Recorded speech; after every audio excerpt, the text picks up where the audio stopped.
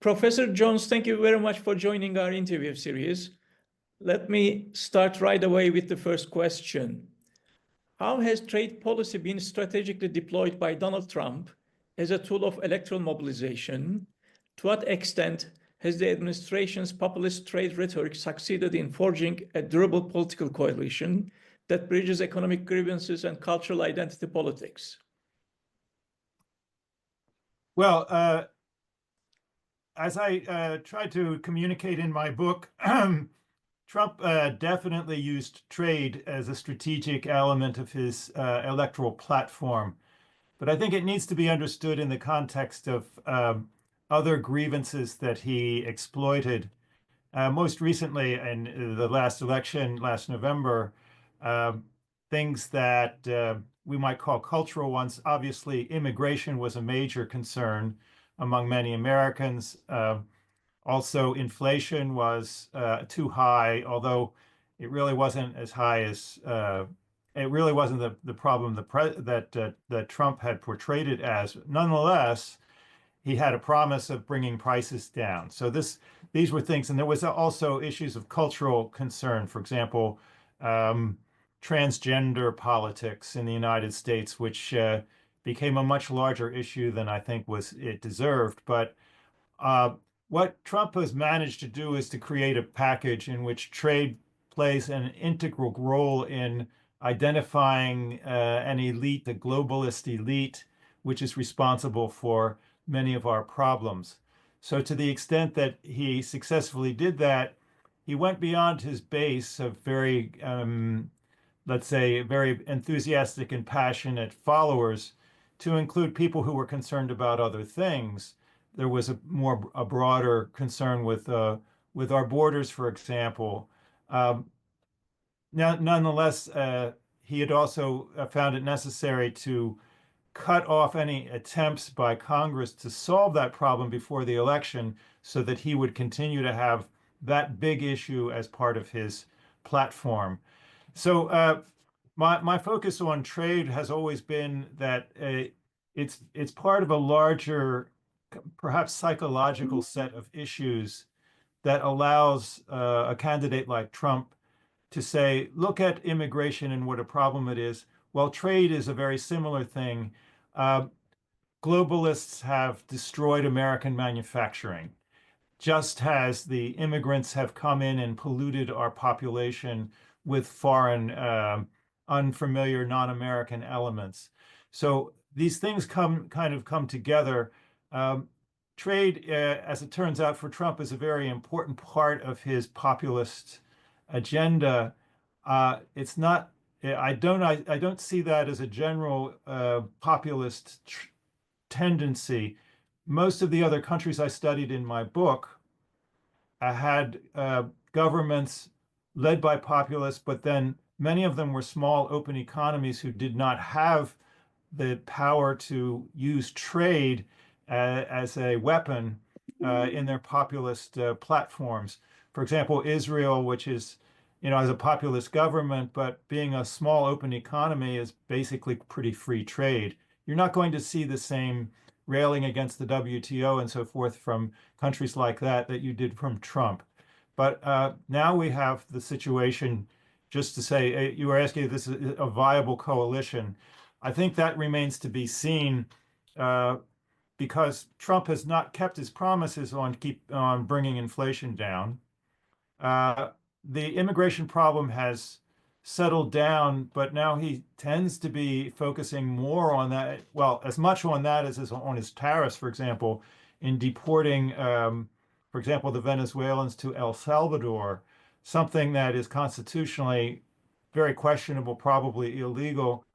But now the Trump administration, I believe, is trying to position itself as being independent of rulings by courts, including even the Supreme Court, in pursuing its policies. There's a multi-pronged effort of Trump to gain power and concentrate more and more power. Trade is playing a role in that. I think it's showing there are some weaknesses in his use of trade because people may be they may be upset about jobs being sent abroad and so forth, but they're also very upset about being charged so much extra money, I think, for automobiles and for clothing and for steel and aluminum that are part of his tariff plan. So I see this as a Trump attempt to use trade, but not yet successful in cementing a populist coalition. Right. Have we now entered the phase you previously anticipated, in which economic expertise in trade policy is increasingly eclipsed by emotional charged populist narratives? Under Trump's renewed administration, what specific events or discursive strategies are being used to reignite trade as an emotional flashpoint? Yes, of course. In the study of populism, it's the issue of affect is important, right? If you can make people very angry, you're more likely to be successful as a populist. And I think Trump has done that to a certain extent. I'm not sure if this, as you're going back to your previous question, this coalition is very stable.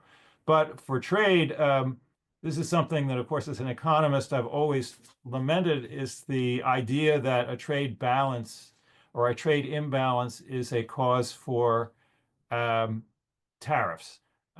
So the way he has tried to weaponize trade is to claim that foreign countries have, as he puts it, cheated and ripped off Americans over the past decades because they have caused us to have a trade deficit in the United States. And so if you take a close look at his tariff formula, I don't know if you've taken a look at it. Economists have thoroughly ridiculed it. It's basically a trade balance formula that says you shall have a certain tariff based on the amount of your trade surplus, that is the foreign trade surplus with the United States, and that this justifies his so-called reciprocal tariffs. So that has been his plan. First of all, they're not reciprocal because they don't actually identify or focus entirely on the foreigners' tariffs against United States imports coming into their countries, but rather set up a system in which Trump can identify grievances with that country through perhaps other policies that they have, some of them trade policies, some of them other policies, that he can then say, well, you're going to have to negotiate with me on whether you can then you can have access to the American market. So he is trying to weaponize trade in this way by giving himself the sole decision-making power over market access into the United States. I call it a tariff dictatorship, is what he has basically established. And this has been, in many ways, given to him by Congress and now supported by a Republican majority in Congress, which refuses to challenge him effectively on any of these things. So this is the context in which we can see trade being used as an emotional issue. He still says that, for example, many people were bewildered when he said, Canadians have been ripping us off for years now. Most people don't have that view towards Canadians. They seem like it's a nice country and we have friendly relations. And yet Trump is portraying them as some sort of dark force that is causing damage to the American economy. So I agree that the typical kind of populist playbook, which focuses on affect, as on emotions of the voters and how we can excite them into anger. The angrier the people, the more they're probably going to follow you. Anger, I believe when I was doing research on my book, anger seems to motivate voters more than anything else, including fear. If you can make them angry, you get them to the polls. An angry voter tends to be a more reliable populist voter. So keeping that level of anger up, I think, is the key to Trump's success. And the Achilles heel, as it were, for any populist, in my view, is the basic economic complaint. Once a populist is in control of the government, he can no longer present himself as the anti-elitist because he becomes responsible for policies. And I think the danger he's seeing now in his tariff policy is that he's making a lot of people afraid, first of all, and then also angry because retirement accounts are being degraded. The bond market is collapsing, which means the dollar is weakening and interest rates are likely to rise. And so he can't point, he's been trying to point back to Biden as being the cause of all these problems. But it's more and more difficult to do that as a populist when you are actually in charge of the White House and then both houses of Congress. Right. Would you argue that the appeal of economic nationalism has now overtaken economic rationale as the dominant force shaping US trade policy? Well, certainly under Trump it has. And I think the focal point of my book was the impact of all of this on institutions. We've had tariffs before, and there are actually many Democrats who favor tariffs and perhaps have been more reluctant to criticize Trump in principle on the fact he's using tariffs.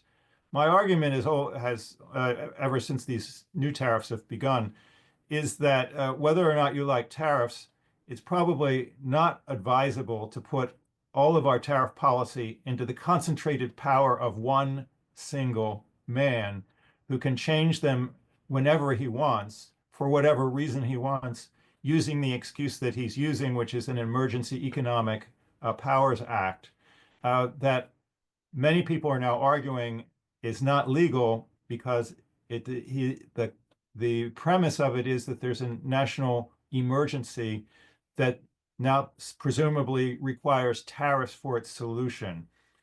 Just this morning, there was news of a new group of businesses that are actually suing the Trump administration for their use of tariffs that they consider is counter to the actual law that is being cited to support it. So this is the erosion of these institutions is taking place because of basically an accumulation of power now in one person to run all of our trade policy. And I think also I might mention another kind of psychological factor. When you have an individual who has a narcissistic personality like Trump and who's used to getting his way, obviously he loves to have all the power he can, because then he can take revenge on his enemies.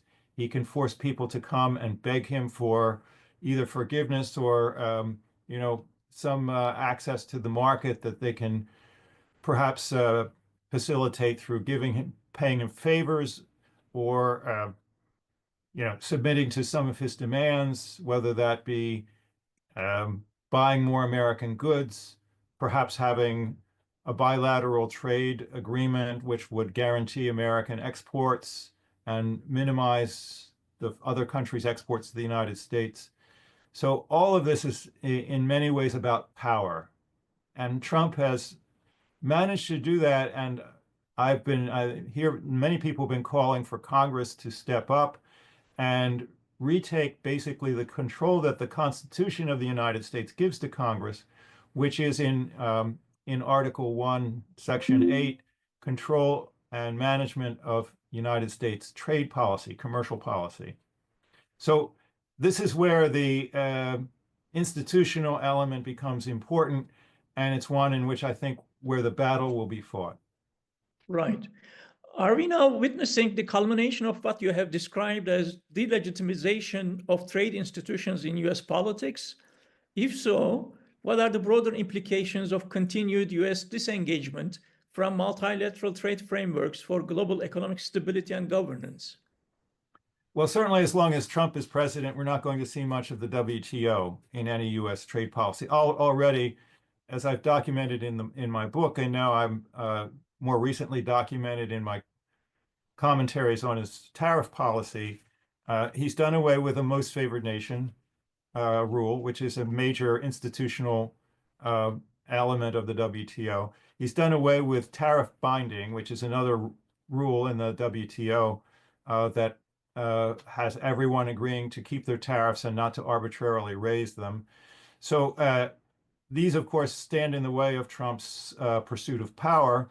Once those things are taken away, then he can differentiate his tariffs. Like for any given country, a different tariff can be assigned to the products that it sells to us. which is completely contrary to the WTO GATT approach. And then giving him the power to negotiate individual agreements with all of the countries. I believe now he says there's 75 countries that want to have agreements with him. Well, that means he gets to sit and negotiate with each of those individually, maximizing his own leverage in the situation, and then reserving to himself the right to pass judgment on any particular agreement. That is, you don't have to have Congress, you don't have to have any vote. All you have to do is you have to please Donald Trump in a negotiation on market access in order for him to adjust his tariffs up or down, down if you want to get into the US market. And so this obviously is the antithesis of the GATT and WTO system. Obviously, in 1947, when the GATT was founded, the Great Depression was fresh in people's minds, and the tariff economy, the global economy infected by tariffs in the 1930s, particularly in the United States through the Smoot-Hawley Tariff Act, had, I think, taught people a lesson by the end of World War II that trade wars are not good. And for the next 70 to 80 years, the GATT WTO system tended to convince countries of the wisdom of that judgment. So now all of a sudden, Trump has reinvented, or resurrected, I should say, resurrected the idea of a trade war being good. He says it's good, it's easy to win. Now that we have a big deficit, everyone else is going to pay for it. As it turns out, of course, when you have 145% tariffs against Chinese goods, the people who pay for those tariffs are not Chinese, it's American consumers. And I think many American consumers are starting to worry about, whether their next iPhone purchase might be, instead of, $1,000, it might be $2,000 or $3,000 as a direct result of these tariffs. Whether you buy a house made with Canadian lumber, which may cost $10,000, $15,000, $20,000 more if that lumber is restricted, and then an automobile whose price may go up by $10,000 or $12,000 or $15,000 because of a 25% tariff, an enormous tariff to place on expensive items like automobiles. So these are the things that are going on now, and I think this is causing somewhat of a crisis for Trump, because otherwise he wouldn't have paused his tariffs and said, don't worry, I'm going to negotiate good deals, and then to start making exceptions for certain products, as he's announced for China. And now, even just in the last few days, on automobiles, perhaps, because he knows Americans who can't buy their automobiles, that will certainly raise the price of both domestic models and foreign models, plus the price of used cars, which is the way people would have normally been reacting to higher costs or lower availability of automobiles, especially since COVID. So all of these things are in play now, and we're at a point where it's very difficult to predict what will happen over the next several months. And in main degree because Trump has garnered complete control over tariffs. No one else is making decisions on tariffs but Donald Trump right now. Right. In Trump's second term, how have tariffs been repurposed more as political symbols than as instruments of economic policy? How is the administration using revived trade rhetoric to frame persistent trade deficits as existential threats? And how is it justifying these measures politically despite their mixed economic outcomes? Yeah, so this gets, of course, to the core of the economic critique of Donald Trump's trade policy. When you use a trade deficit as an excuse for tariffs, there is no theoretical justification for that. In economics, we often point to the fact that a trade deficit is a macroeconomic phenomenon, which results from the imbalance between savings and investment in a country. Now, that's in the United States. If the United States has less savings and more investment, that corresponds also to the fact the United States has more consumption than it has production. And when your consumption exceeds your production, where does the difference come from? It comes from imports. Now, Trump tried to use this idea in his first term to justify the trade war against China, now that that's expanded to the rest of the world. That attempt was not successful. The United States, in fact, did not reduce its trade deficit by having extra tariffs on China. And in fact, it didn't even significantly reduce the trade deficit the United States had with China itself. But what we see happening is, as long as that difference between savings and investment has persisted in the United States, whatever reduction we might accomplish by reducing, say, imports from China in the first term, were then caused trade diversion as China used countries like Vietnam and Cambodia, for example, Philippines in part, even Mexico, to reroute their exports by taking production plus putting in, for example, in Vietnam, so that Vietnam had then the big trade surplus with the United States. In fact, that's one event that Trump is using now to have a global tariff rather than just a Chinese tariff. So it's being repurposed symbolically as, whenever he can point to foreign countries' trade surpluses with the United States, he can say that that's a hostile act against the United States. I have to say, many, if not most Americans, including, to my own frustration, many politicians in Washington, still believe that that is true, that if we have a deficit with other countries, that means we're somehow losing. I teach in a business school in which we talk about the difference between, in my classes, the difference between a country and a company. A company has a balance sheet in which you obviously want to have more cash inflow than cash outflow. But for the United States is not a company. It's 300 million individuals making decisions on consumption. And it makes no sense to talk about, especially one country rather than another, having a surplus or not. It's like having, an American who goes to the grocery store and spends money on groceries, has a trade deficit with the grocery store. Is that wrong? Does that mean the grocery store is cheating you? Does it mean, for example, Korea is cheating the United States because we like to buy cars from Korea, or Vietnam selling clothing to us because we like to have clothing that is affordable?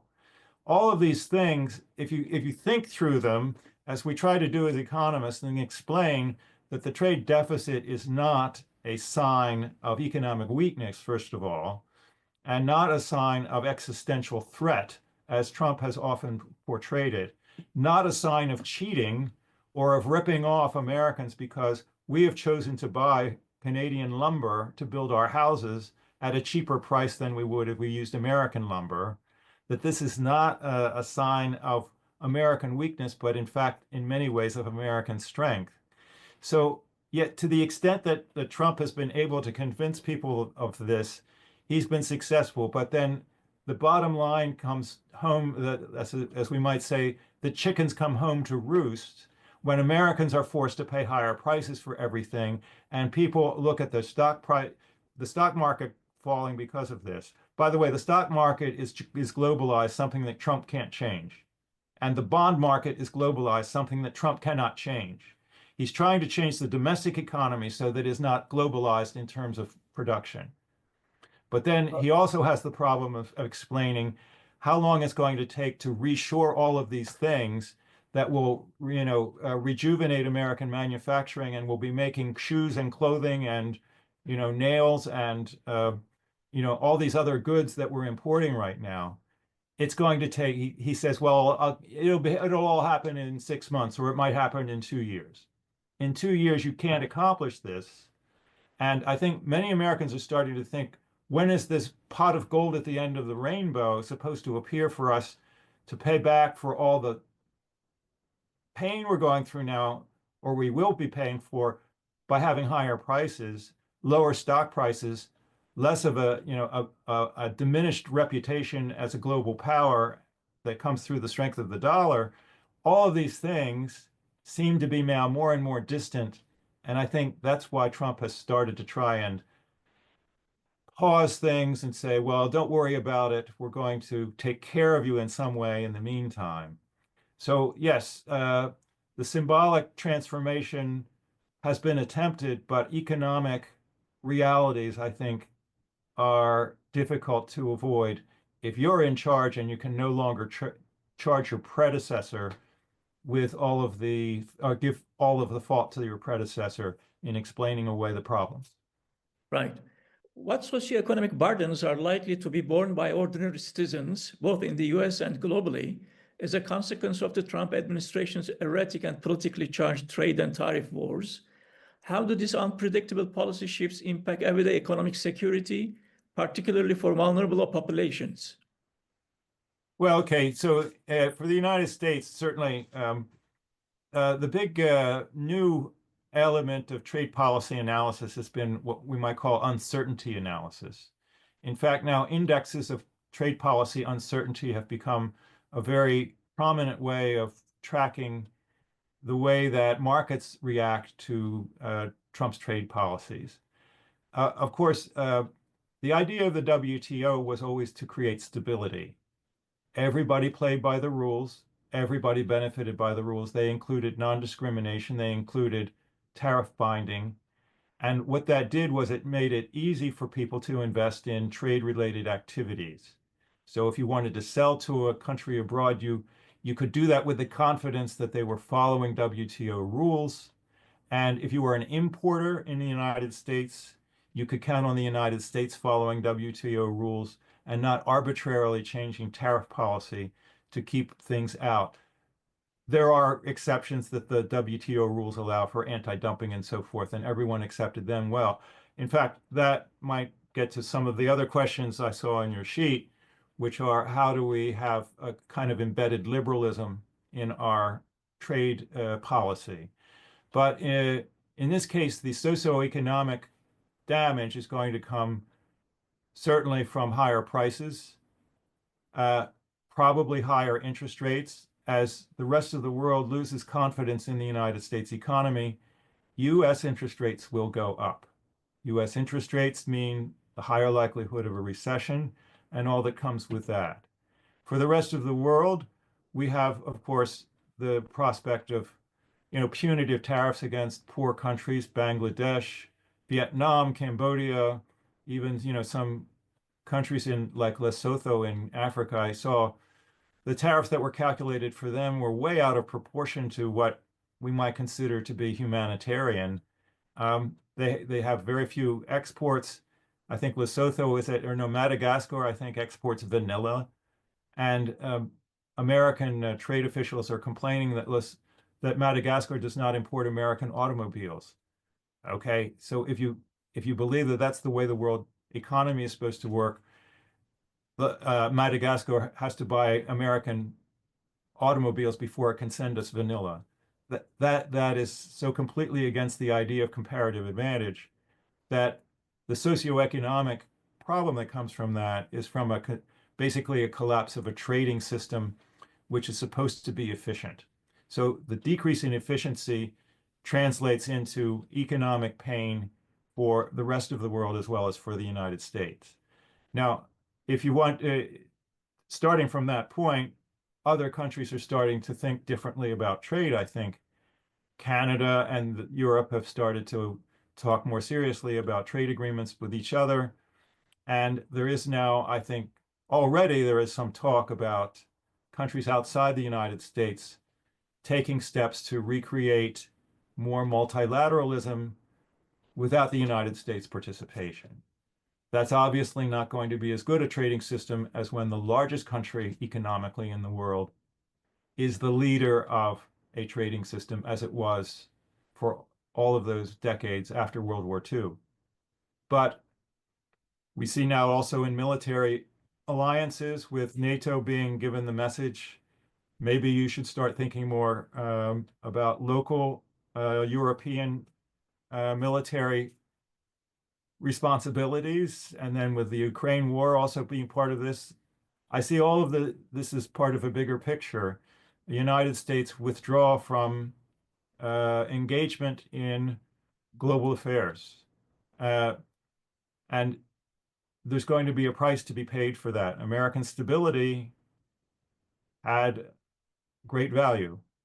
And when you take that stability away and that commitment and engagement away, others will pay for it, but they'll also trigger them efforts to perhaps recreate it in another way. Right. How is the trade policy being used in Trump's second term to reinforce nationalist and anti-elite populist messaging? And what role do chronopolitical narratives, drawing on selective historical memory and future promises, play in sustaining public support for renewed protectionism? Yes, we have a president who likes to use history for his own purposes. More immediate history, of course, is that all of the American problems we see today, including the ones that Trump has created, are really the fault of Joseph Biden, our previous president. So that's one historical. I mean, it's basically trying to convince people under my first term everything was a golden age, and then when Biden came along, everything went to hell. And so, if we have problems now, don't blame me, blame Biden. The other thing that's very interesting for Americans who do understand history is his fascination with President McKinley. And not just President McKinley, but Senator McKinley. This was a Republican senator from the 1890s. So we're talking, 130 years ago, who was the sponsor of a large tariff bill, which increased tariffs at a time in the United States history when we had no income, very little in terms of income tax revenues. And tariffs were still a major, in fact, about half of American government revenue in 1890 came from tariffs rather than from income tax. So now here's part of the historical kind of manipulation that we see going on. President Trump is now saying we can do away with the income tax because now we'll have a big tariff revenue, a lot of tariff revenue coming into our coffers. So this is why by the way, I don't know if this was news in Europe, the president insists on changing the name of the mountain in Alaska. The highest peak in Alaska was actually originally Mount McKinley, and then changed to Denali, which represents more the local Inuit population in Alaska. Now, Trump wants to change that back to Mount McKinley because he thinks he was such a great president. The fact is that when that McKinley tariff was passed in the 1890s, the Republican Party, which sponsored it, lost many seats in Congress in the next election because this imposed yet bigger burdens on American consumers of the day, who saw also at the time there was a lot of extra concentration going on in American industries. And so it was a very, very unpopular thing to do. Trump doesn't seem to think that that's going to be a problem for him, but he's already noticed that it is actually a similar problem to what McKinley saw when he imposed this. So here we have the use of history is say, here America was great in the 1890s. Look how we were growing. Look how everyone was proud to be an American. As it turns out, of course, we had many problems back in those days with racism, with immigration, that were not solved by the tariffs, certainly. And later on in 1913, when we introduced a more comprehensive income tax that supplanted the tariff as the main source of revenue, that allowed then our change into a more liberal trading economy, which most people say American growth since 1913 has been very good, thank you. And why should we go back now to a regime in which tariffs are the main source of revenue? President Trump, by the way, still insists that the tariffs are paid by foreigners, that Americans don't pay these tariffs, foreigners do. So why not have all our government expenditures funded by foreigners? Sounds like a great deal. He still has not backed off from that assertion, and you won't see any of his advisors saying it publicly, even though they know that it's not true. So these are using history in this way. If Trump were more clever and a better student of history, he could probably think of better ways to justify his policies. But he's certainly not doing himself a favor by harking back to the days of the McKinley tariffs, I don't think. And to blame all our problems on woke Democrats who may have had the presidency when Republicans didn't. That also doesn't seem to make a lot of economic sense when you look at, under President Obama, we had a very good economy. There was, of course, the financial crisis, which actually started under George Bush, the George Bush Jr. And then the economy boomed after that. Joe Biden's economy was actually quite good, and now he's trying to say that it was quite bad, and that now that his tariffs and the problems they're creating are really the fault of President Biden. So history is, of course, an element, but it's not one that Trump has been using effectively, I don't think. Right. How does the Trump administration's hardline stance toward China reflect a broader populist narrative of foreign threats and national decline? In the context of ongoing decoupling efforts from China, how is the policy being used to mobilize anti-globalization sentiment and reinforce the administration's appeal to its populist base? Yes, it is very interesting the way Trump seems to view China, because he seems to admire President Xi as being, very tough and, in Trump's mind, admirable leader of his country. At the same time, he, of course, has to insist that China has been ripping us off with its trade policy because we've been importing so much from China. Trump also, though, I think, has been disappointed and perhaps surprised that Xi has been as aggressive as he's been in retaliating against the tariffs so far. Xi says he's not going to back down. I think Trump would like everyone to think that Xi is in some ways his friend. He's used to dealing with him. He has Xi's respect, and obviously he would sit down and come up with a deal with Donald Trump to solve this trade problem that we have. Now, for here, I think we need to look back a little bit to his first administration to see how that worked. And I'm predicting that we may have some repetition of the policies that Trump finally used with China in trying to manage the trade deficit. In the end, this trade war with the escalating tariffs against China alone, back starting in 2018, did not, in fact, reduce the U.S. trade deficit. So that was a problem. Now, by the time we came around to January of 2020, Trump changed his policy.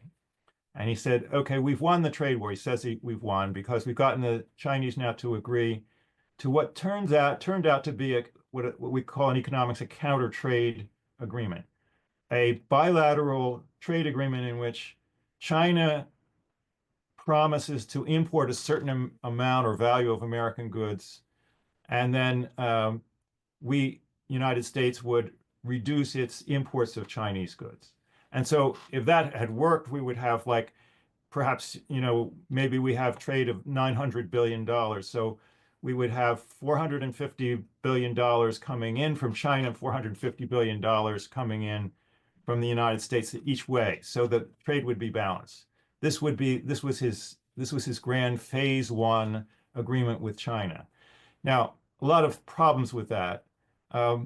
In my book, I believe I also discussed this a little bit, because if this was to work, it would basically be a Soviet-type counter trade agreement in which the government controls all exports and all imports.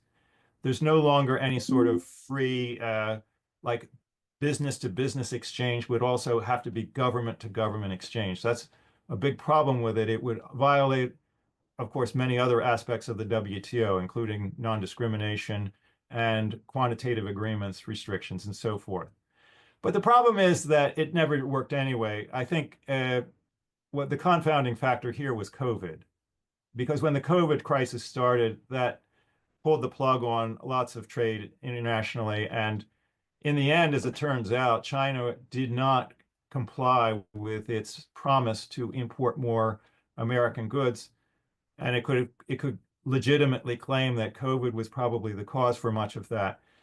My prediction is that Trump, in order to save face on a lot of the tariff issues, is going to settle for similar types of agreements with foreign countries. There's 75 of them, and many people have said, how do you, and he says, we'll all do this in the next 90 days. We're going 90 days going to have agreements with all these countries, and then we'll have a wonderful trade economy. Anyone who has any experience in trade negotiations knows with any given country, you can't negotiate anything of value or seriousness in 90 days. That just doesn't happen. Take a look at any trade negotiation. You can pick and choose anyone. You're not going to get that quick an agreement. And then once for 75 countries all to agree with Donald Trump as an individual and satisfy his. So the easiest thing for Trump to do, I'm predicting he's probably going to do something pretty formulaic. Here's a piece of paper that says, your trade with us will be of a certain amount. We'll import a certain amount from you if you import a certain amount from us. And they're going to put in, and they can go from different categories and so forth, and we're going to monitor it and so forth. My friend at the Peterson Institute, Chad Bown, did this on the phase 1 agreement. Month by month, he saw how trade was going, and it was not following these guidelines at all. There was no way really to do it realistically. And there probably, I assume that Trump knows that. And there will be no way to do that realistically with the 75 countries or whatever number of them might have those sorts of agreements. But Right. I do think that that's the way China is going to be. He might try this again with China some way to get a new bilateral trade balancing agreement with them, because the China problem is not going to go away in a world of changing technology and so forth, where linkages with among countries are quite important for your own economic health, and the United States is not excluded from this. You can't ignore China. And I think the key, and if I could interject here my own view on what the future should hold, rather whether it will happen or not, I don't know, is that if China can be brought back into the fold of a WTO consistent trade policy, where they certainly need to go a long way towards compliance. It's been difficult to discipline Chinese trade practices because their type of government has managed to avoid many of the restrictions on subsidies and government intervention that are included in the WTO rules, and that could be brought to the WTO for adjudication, basically through the dispute settlement system. Right. If we can get China to do that, we could get back to a system of global trade order. And in fact, I think there are incentives that could be provided if the United States, instead of trying to fight trade wars, were to collaborate more with its European allies and with Canada and with the OECD countries. We could probably come up with a united front to go to China and negotiate their way back into WTO rules. And I think that would certainly be the optimal solution to the problem that we have now, which is an erosion of trading rules because one country has decided, after being the leader for many, many decades, has decided not to do it anymore. So China is a key, to get back to your original question on this point, China is a key to the answer. And I don't think Trump has a good solution to that problem right now, because the ones he used the first time around in his first administration certainly did not work. They did not solve the problem. Now he's trying to expand this to the entire world. We need to control all trade in the world and discipline that according to Trump's formulas for bilateral trade balance, which economically is ridiculous and impossible to accomplish. So Right. we're going, in the meantime, he's going to try, I think, and explain away all of these contradictions by saying if he is in control of the negotiations, America will come out with a good deal on trade. And like any populist, when those deals come to light, I think they're going to be disappointing. And lastly, Professor Jones, in the light of ongoing debates and speculation about the potential collapse or end of globalization, how do you assess the current trajectory of global economic integration, and what indicators do you consider most critical in evaluating whether globalization is truly in decline? Well, certainly globalization is being damaged by President Trump's policies. There's no doubt about that because he's taking the biggest country in the world and the main, founder of the WTO and, leader of the global trade order, and you're taking them out, you're basically reversing their role. Now, the WTO is seen as an enemy by Trump and his followers. So globalization has definitely been damaged by that. However, this is something uh, I think I've learned as an economist over the years in my original studies in Geneva from, my mentors there, taught me to take a historic view of trade in general. Trade has gone through many different phases, and protectionism and free trade in the last few centuries especially has gone up and it's gone down. We've seen, with the passage that, the Corn Laws in Great Britain that introduced an era of free trade, which then culminated in basically a British empire based on free trade. United States finally came on board later on. We had the Great Depression in which that went down. Trade became, went back into a very strong protectionist wave. But these long waves tend to kind of come around. After that, we had the GATT WTO, and that saw a renewed energy for globalization that had started with I think, the British Empire in the 1800s. So now we're back down in a place where protectionism has taken hold. Globalization had many problems because it required countries to be very flexible in their adjustment policies and in the way they managed a decline of one industry that could then lead to the growth in another. That happened in the 1800s more efficiently than it did in the 1980s, for example. When you brought China into the world economy, that was a big shock. They could produce across a large range of products that was difficult for even a country like the United States to adjust to quickly. Okay. On the other hand, you see now technology has played a role in this too, which cannot be ignored.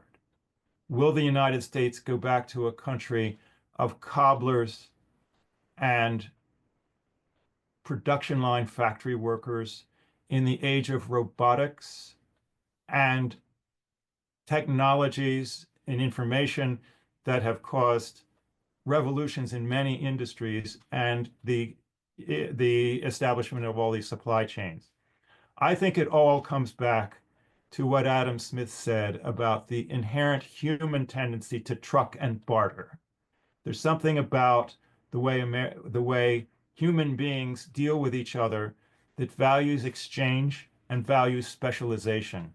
And now in part of my research on trade in general, I've been fascinated by how far back the beginnings of human trade began. Before we could even speak with each other, or just as we were learning to speak with each other, we wanted to trade with each other because we valued things that others could make and we wanted and we were willing to exchange for them. I firmly believe that tendency continues. And if you suppress it this way, that it's going to find its way back up to the surface. And if the United States is not the leader, then there will be other ways that it will happen. One of your questions talked about regional agreements, maybe as a substitute for multilateral or global ones. It's not a perfect substitute, and we will not be back to kind of the open trading, rapid technological progress era that we had before. Technological progress is also a function of globalization. And if you want to stop technological advancement, stopping globalization in general might be a way you try to do that. But this tendency, I think, is still there. There will be countries now that want to say, look at the opportunity if we could only trade more with our counterparts. The United States was a big market. We all, invested a lot in that relationship. If that is closed off to the extent that it is, Now, let's say, what's the next best solution? Is it going to be everybody stops trading, or are we going to look for new trading partners? I think other countries are going to work, they're going to look for new trading partners. And now China is trying perhaps to lead this. I think people are very skeptical about having China as the leader of the global trading economy. So maybe there'll be another way that that will happen, or maybe we just have to wait until 2028 when many Americans hope we'll have another president who will maybe get us back more on track with having our allies and having a global system in which it's predictable and people can make investments without worrying about what the next tariff will be, something that Trump doesn't understand because he believes that being unpredictable is a benefit. And the economy believes that being unpredictable is a big burden and one that decreases economic wealth rather than grows it. So I think I'm trying to remember now exactly because I'm projecting a little bit some of your other questions in this one, but I do believe that there will be an effort to recreate trading relationships, even if this one with the United States is, at least for the time being, pretty much put on ice, we might say. It's being put on hold. Professor Kent Jones, thank you so very much for your time. Appreciate it. Okay, so now you say this will be published. You have some sort of a publication on your website that does this sort of thing? Indeed, we have a website. It will be both webcast and published as an interview. Okay. May I kindly ask a picture of yours, Professor? A picture? Yes, please. Okay. You could get this from my Babson website. There's a formal picture. Well, I could send you a picture. I'll do that. Thank you so much, Professor. Yeah, no problem. Okay, and if you're interested, I've been publishing editorial op-ed pieces in a publication called The Hill, which is a Washington kind of news and opinion website. I have another one coming out tomorrow, and I have an ongoing commentary on Trump's tariffs that may be of interest to you or some of your colleagues. I think we will be interested. I have to ask our executive director